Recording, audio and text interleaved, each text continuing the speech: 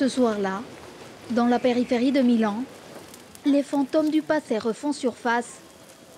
Ce cortège rend hommage à un néofasciste tué par des militants d'extrême gauche en 1975. Sergio Ramelli, membre de l'organisation de jeunesse du MSI, un parti néofasciste fondé après la Seconde Guerre mondiale par des partisans de Benito Mussolini. Au bout du parcours, le moment le plus solennel.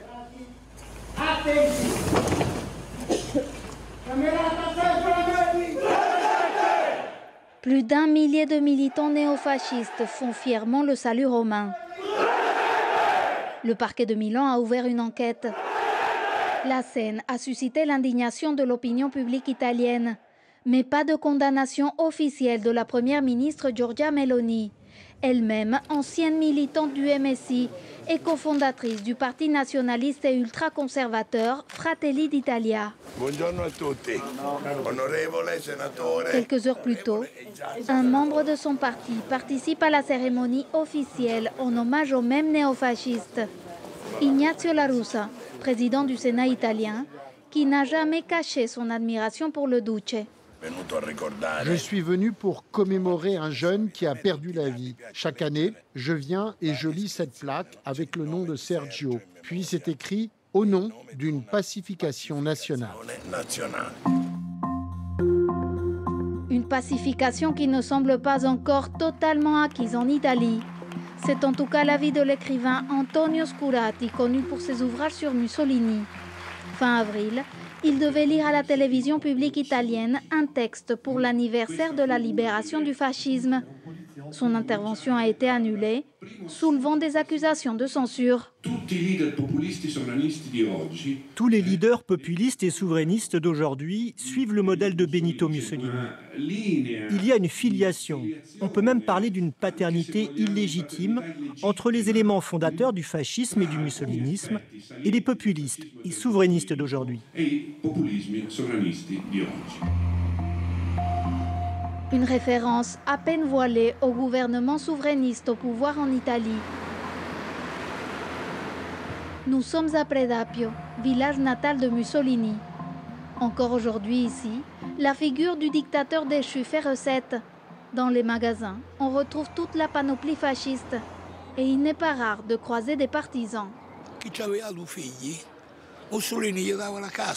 Mussolini offrait les logements pour les familles avec des enfants. J'en suis témoin. Vous comprenez? Et puis les retraites, le système de santé, c'est lui qui a tout créé. Une fois par an, chaque dernier dimanche d'avril, des nostalgiques se retrouvent ici pour commémorer la mort du Duce, exécuté en 1945 par des résistants antifascistes. À l'entrée du cimetière où se trouve sa dépouille, son arrière-petite-fille prend la parole.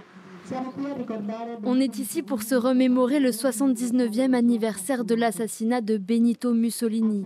Un assassinat qui a ouvert la voie à tant d'autres et qui n'a jamais fait l'objet d'enquêtes de la part des magistrats.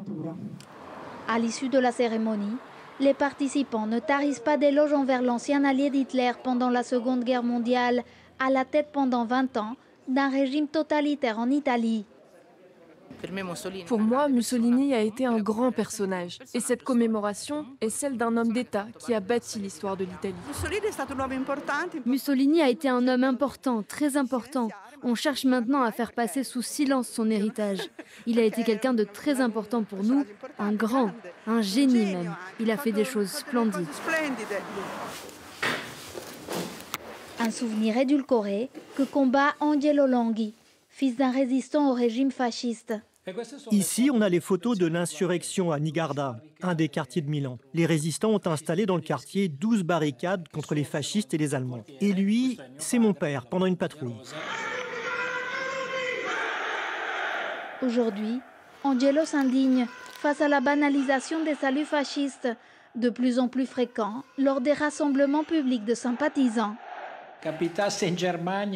Si une scène de ce style se produisait en Allemagne, ils seraient tous arrêtés immédiatement et jugés. Ici, en Italie, un pays qui n'a jamais vraiment réglé ses comptes avec le passé, on est au contraire tolérant envers ce genre de spectacle honteux. Ce salut était celui de ceux qui envoyaient des Juifs brûlés dans des camps d'extermination, dans des chambres à gaz. Récemment, la Cour de cassation a statué que le salut romain peut constituer un délit seulement en cas de danger concret de réorganisation du parti fasciste, une condition qui rend difficile la sanction de ces gestes pendant les commémorations.